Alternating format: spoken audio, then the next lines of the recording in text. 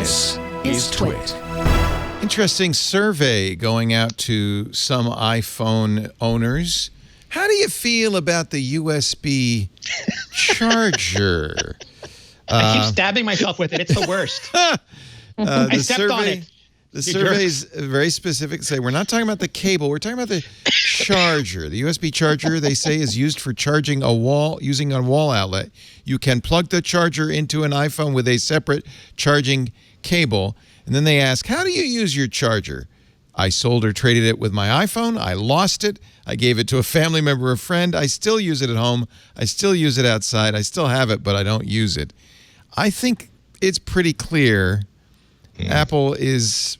This kind of confirms the rumor we'd heard, which seemed kind of hard to believe, that Apple might not include the USB charger or the earpods. Or they're trying to measure sentiment before they make their decision. Yes, exactly. Right. Yeah. Exactly. How do you feel about that thing? You love it? How many pitchforks? Are you counting pitchforks and torches? If it's 1,000, we're not going to do it. But if it's under 1,000, go ahead and strip them. What if we were to mail it to you without a box? We just put it in a padded envelope. Would you be cool with that? They do include the crappiest charger with their iPhone, right? It's that little tiny thing. With the 11 Pro, you get the 18-watt USB-C charger, which is much nicer. Yes, but that's price-wise, I can go out and buy an 18-watt charger, right? So, and I have a dozen of them lying around the house. Exactly the point. And I think what Apple might be considering at the moment is, number one, do we need to be the ones that put this charger in the box when people can have the option to go somewhere else? And number two, at this point in the existence of all technology, aren't there already enough of those in people's houses, and can't we just let them use what they want? But because normal people, or just us nerds? No, normal people. My mom, I always talk about my mom as being like my sort of gauge for everyday people technologically. She's probably got a half dozen or more USB-C or USB chargers. Just the plug, just laying around the house with the hole in it where you stick whatever cable you got. She doesn't know which cable is which. That's like kind of the average everyday people. And we buy so much technology that we just have them lying around the house. And if you want to invest in something that's really good quality, that you want to make sure, charges your phone faster or something like that, the market for third-party chargers, like the wall boards and the charging pads, it's enormous. You can run the gamut from super, super cheap to super, super expensive. So I can see why Apple might be considering just kicking that to the curb, wasting it. I don't. Yeah, exactly. No, that's exactly the point I was going to make. E-waste is a big problem. Like you said, Lori, people at this point, a smartphone is not the exclusive domain of the elite nerds and upper class people. It's like it's what upper class incomes. It's everybody has one, which means that everybody probably has a charger, which means that we're probably contributing to a much bigger e-waste problem by simply packing one in. And that doesn't even talk about how much less it's going to cost to ship all of those phones from China if Apple can pack them in smaller boxes. So I surprised myself by realizing I don't have a problem with it. I would like, however, I would like Apple to consider doing two things. However, I wish that you could buy essentially the cheap, darn near useless version of the charge that you used to get for free as an item that's at or near cost at the Apple Store or via order, partly to give you the option of saying that if by some reason you just woke up from a 20-year coma, they said, welcome back to the land of the living, here's your iPhone, and by the way, here's what an iPhone is.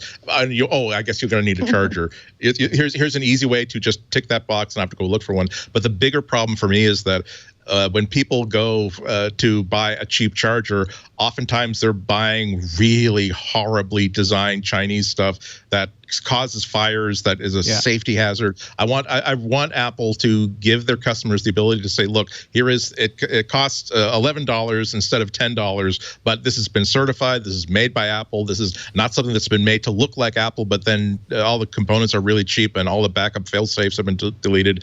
I want people to have the security of knowing that I've got an Apple branded charger that is not going to cause me a loss of my home. My issue with it is optics, and we saw that with the stand for the Pro Display. Like, you know, and we all talked about this back when it happened, but they said the stand is $1,000 extra and the room died. Where if they had said, if you don't want a stand, fine, we'll take $1,000 off the price, you know, everyone would have cheered. Exact same price structure, is just how they phrase things. And my concern is these phones are going to be more expensive for Apple to make because the low-end ones are supposedly going to have OLED, and they're going to include 5G modems, especially millimeter wave ones on the high end. And other phone companies have bumped prices by $100. You know, we've saw what Samsung charged for the Galaxy S series this year. And Apple's supposedly going to hold prices firm. They're not going to raise them for the OLED. They're not going to raise them for the 5G, which is going to cut into their costs quite a bit. And one of the ways they might defray that, even though for Apple, those chargers don't cost almost anything at all, but over 200,000 units, it does add up, is just not to include the charger in the box. But if it's phrased that way, you will see pitchforks and you will see tortures, and regardless of how much money Apple's eating on the 5G and the OLED, people are just going to say they're being cheap and, you know, they're putting profits over users and stuff. So if there was some way where they could phrase it where, you know, these are more expensive iPhones, but if you don't need a charger, we're very conscious about e-waste.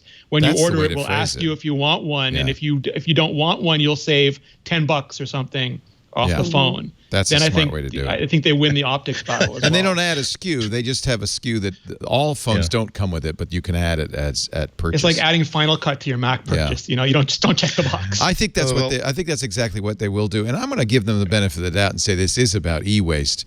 This is what the EU is pushing them on. I think this is more about e-waste than savings. But And if they'd moved to USB-C earlier, then they'd have a vast array of universal chargers that people could use if they didn't get one in the box. Yeah, but now you're going to have to hunt down. That would solve. Yeah, now you're going to have to hunt down your USB. Well, the problem is if it's a USB-C cable in the box, generations of iPhone owners have USB-A chargers, so it's just not going to work for them. So.